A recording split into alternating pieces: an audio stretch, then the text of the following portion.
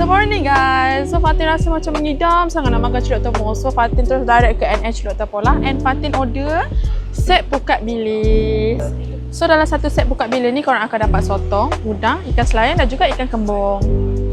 Tapi guys, celup tepung ni tak lengkap kalau korang tak makan dengan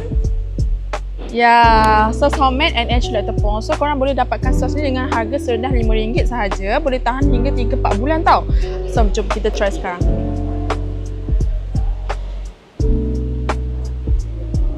So kita start dengan sotong dulu. Nampak guys, sotong dia besar-besar tau. Korang cicah pula dengan sos dia.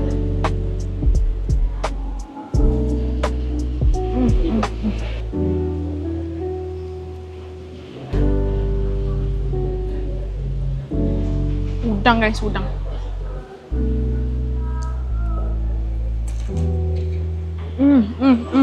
And the last one is ikan lah. Korang tengok saiz ikan. Besar. So korang mana yang mengidam NL celup tepung punya celup tepung, korang boleh terus datang dekat NL. Okay, semua yang ini set pukat bilis. Boleh makan 2 hingga 3 orang makan lah. So korang kalau mengidam terus je datang. Okay, kita jumpa dekat sini semua. Bye bye.